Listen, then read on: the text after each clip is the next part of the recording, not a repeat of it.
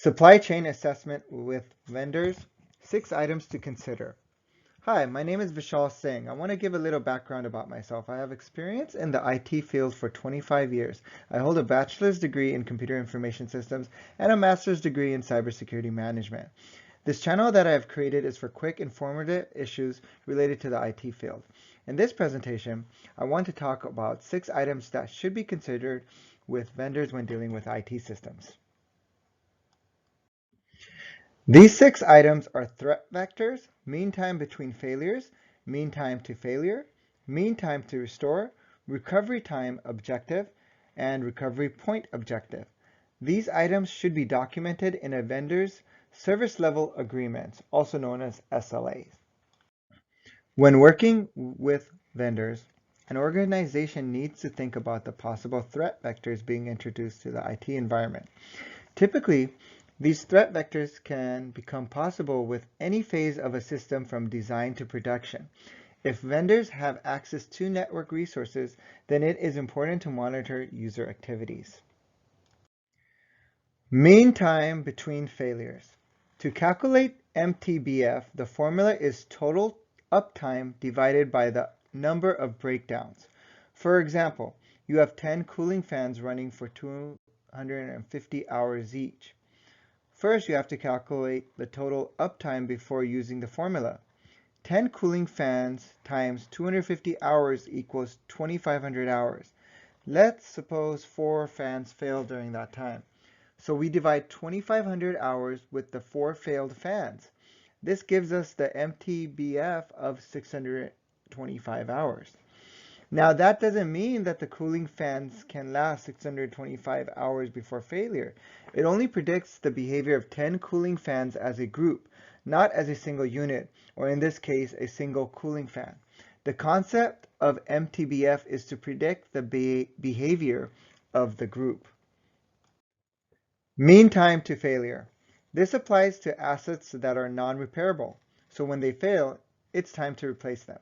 It's not worth the time and cost of fixing these items. Usually, costs of fixing these items outweighs buying new. It can be done, but it's not worth it.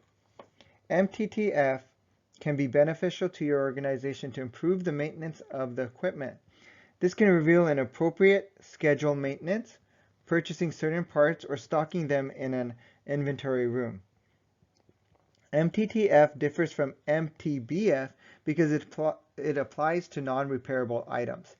MTBF applies to repairable items, so keep that in mind. Mean time to restore. This is ideal for a digital environment such as cloud operations. There are many acronyms for MTTR that can get confusing. Other than mean time to restore, it could also mean mean time to repair, mean time to recovery, mean time to respond. Mean time to restore is similar to mean time to repair.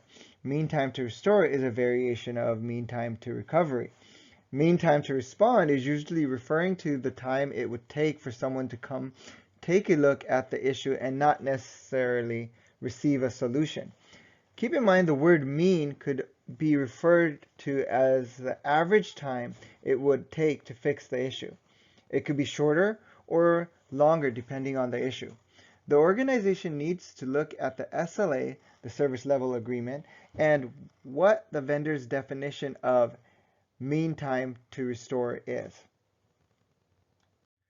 The RTO in a vendor's SLA means the maximum time a vendor system, application, or service to be down or out of service that is acceptable to the organization.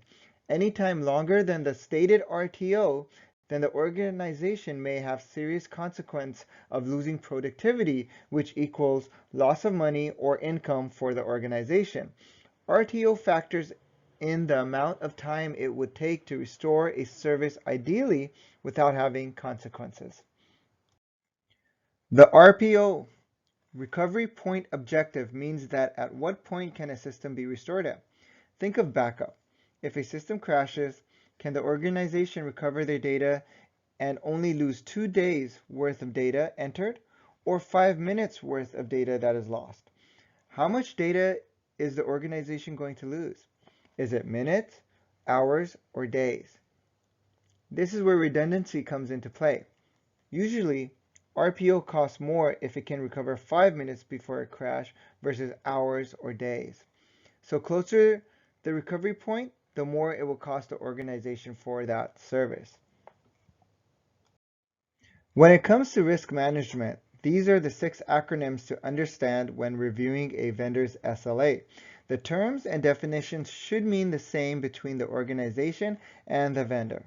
This way there is not any misunderstandings, headaches, and possibly lawsuits because the definitions of the terms were thought to be different. Thank you for watching. If you like what you see, please subscribe. Thank you.